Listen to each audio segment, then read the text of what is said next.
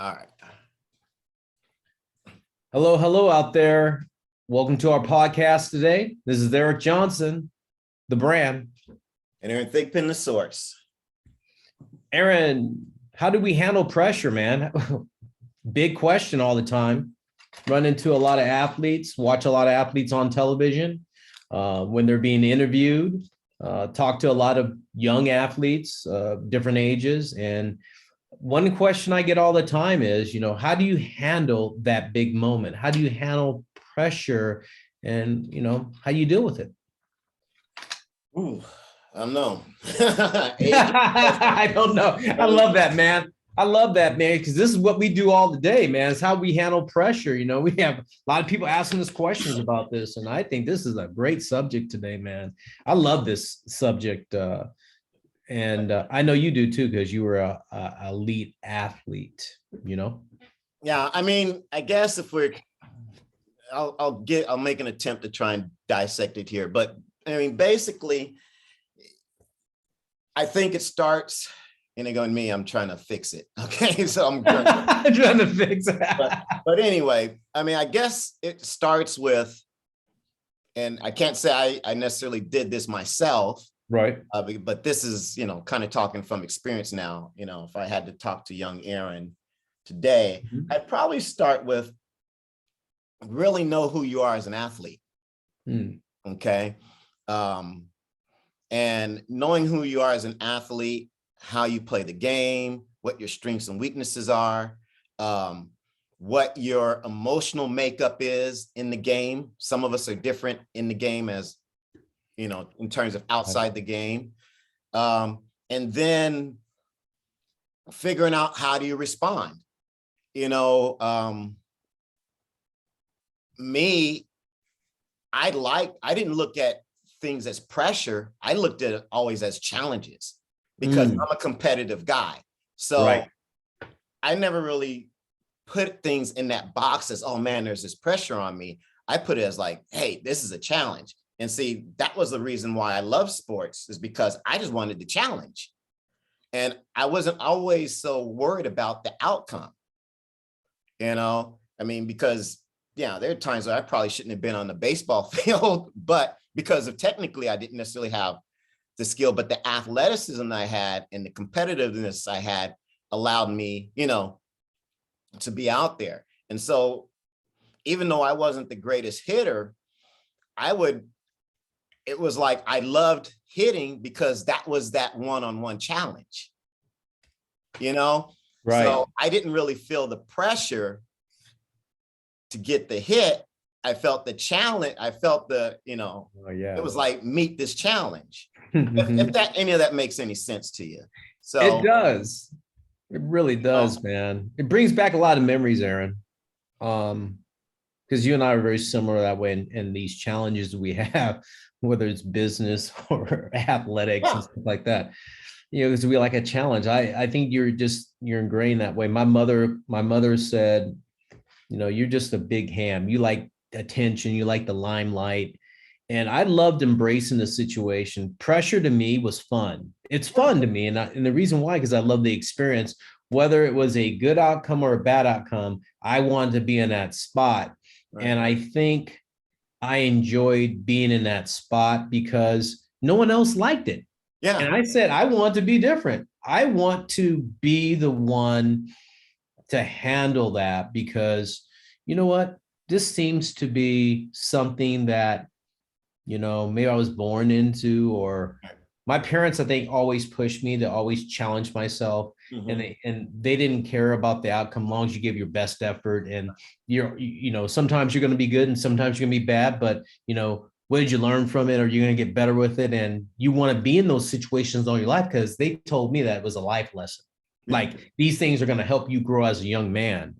And I think handling pressure is better understood if you have a better, clearer definition of what that really means to you personally, rather than the word, you see it in pressure, what is, pressure. Once you hear the word, people think, oh, wow, and I think pressure, I go, whoa, good. We get to do something to somebody or to something, or that's how I look at pressure, is like, I get to push on this some more and see what's going to happen. Does it break open, or, something new? It's no fear. I think the key, it's no fear, Aaron. Well, yeah. I mean, again, coming back to just my background as an athlete and as a trainer, I guess I never really felt a lot of pressure because I usually felt I was prepared. So Right. to me, I guess feeling pressure is more about, maybe equates to worry, but those are the things that don't have, worry usually happens when you're not prepared. Right. That's true. Where you're lacking somewhere. So, again, so maybe I look at it in a little bit different light, but maybe that's a word that also can be applied to it. I like your words. Yeah, there's obviously, in a team sport, there's accountability to your teammates. So that's a form of pressure. I mean, there's all forms of pressure, but that's a form of pressure. Obviously, there may be external pressure from your parents and your coaches and things like that. But I think athletes have to just kind of keep everything in perspective, and not let those forces be the pressure, Right. And so if you start to let outside things define your performance, I think that's where the pressure comes from. Now, there's just innate pressure in competition in terms of, well, yeah, it's championship game, the outcome is going to determine who's a champion. There's pressure in that. But, you can also take on added pressure. And I think that's where the issue is. Okay. You can take on added pressure from forces that you don't necessarily need to take that pressure from, i.e., parents, coaches, Right. Teammates. External forces. Exactly. And especially if it's unreasonable. So, maybe that's a way to look at it. Aaron, you said the word perspective. And, keeping things in perspective allows you to just have this kind of attitude where, you know what, I have nothing to lose and everything to gain. Oh, that was a big mantra of mine. Right? I mean, at the end of the day, if you're doing this athletic endeavor, are you still going to be alive at the end of it? Most likely. What do you really have to lose at the end of the day? I mean, you still have your life to live. There's a greater purpose in your life. And this is just a moment. And when I say a moment, it could be less than 10 seconds in what you did. Yeah. And it could be a millisecond, 4/10 of a millisecond. Less than 10 seconds for me. Better be less than 10.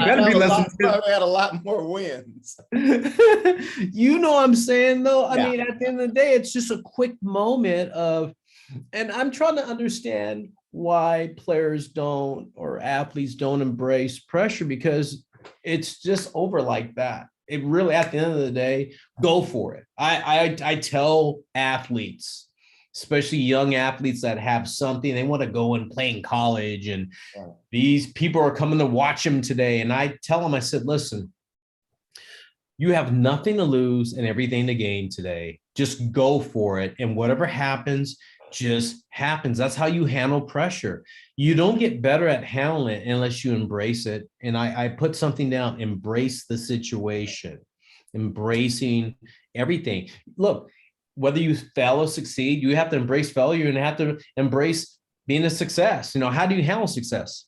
That's another thing we could totally talk about on another podcast. And how do you handle success?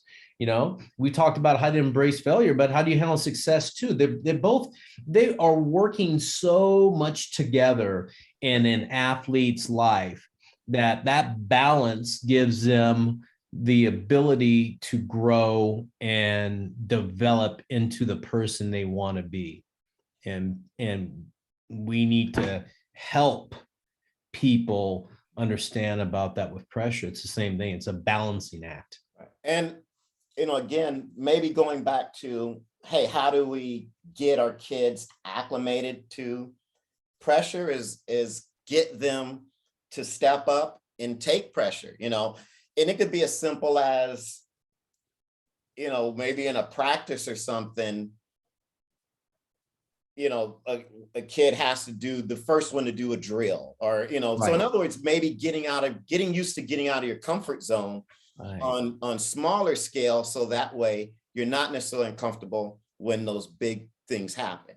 Do you get what I'm saying? Yeah, I do. Because for instance, I have a lot of kids who will want to sit and watch. They don't want to be the first one to do a drill. Okay. They don't want to be the first one to do a run, or, you know what I'm saying? You get a group of kids and it's like, I actually kind of like the kids who step up because they're not necessarily afraid to fail. And probably more importantly now, it's not about failing for these kids. It's about failing in front of people. Ooh, yes. And I think that's the pressure that they put on themselves, is that people, they're worried about how they're going to look and how they're going to, maybe to their peers or to others, versus just because you can run a great race and be last in the race. But people, right. I wouldn't look at that as a failure, if you run a personal best and you're still last in the race, that's not a failure. Right. But in track and field, I've seen a lot of kids not want to race because they're worried about where they're going to place, where they're going to look to everyone else. Oh, everyone's going to see me run. And this is the biggest thing I have about you football players. You talk about how you want to be fast. You talk about how fast, everybody on TV pumps you guys up, talking about how fast you guys are. You're not track fast. I'll say it right now. And if you were, most of you would get out there on the track and run and race. And most of you don't. Because most of you don't want to be exposed. And no one wants to be exposed, but you know what? Who's the guy, Metcalf, who ran this, the football player who tried to make Olympic trials? Right. Love that dude. He put it out there. He did. He put it out there. He did. And he had the courage to say, hey, you know what? I'm going to bear myself athletically. Right. And that's what you got to do as an athlete, period. In any sport, you got to be willing to bear yourself. Right. Aaron, it's always a possibility. I hear this phrase all the time now. Being comfortable in an uncomfortable situation. And you said something to me about Metcalf that threw me back about 25, 30 years ago, if I'm right. You remember Willie Gault? Yeah. And he was, this great football player, track star at Tennessee, if I recall. And he put it out there. He was like, I'm going to go run trials. I'm a football wide receiver, but I'm going to make the Olympic team. And I'm going to go he put himself out there. He took a chance. Yeah. And it reminded me of you said that, like this Metcalf guy. And I thought about Willie Gault, who put himself out there. And I think about, Herschel Walker, who's trying to make the Olympic team as a sprinter. And think of Deion Sanders, who's always trying to play every sport. He tried to play every sport. If he could, he'd play basketball too, if he had a chance to, but they embrace the situation, embrace, how they deal with that. And they had things in perspective.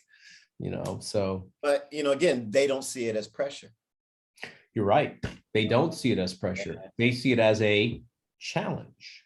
Exactly. Yeah. So I think that's what athletes need to do is say, hey, no, this is a challenge. Hey. I like the way you put a bow on that, Aaron, because I'm going to look at this subject that we talked about today, how to handle pressure. I'm going to say, you know what? How do you handle the challenge instead of pressure? That's a new word I'm going to use going forward today. So people out there, this is Coach EJ, Eric Johnson, the brand. And Coach Aaron Thigpen, the source. We'll see you guys.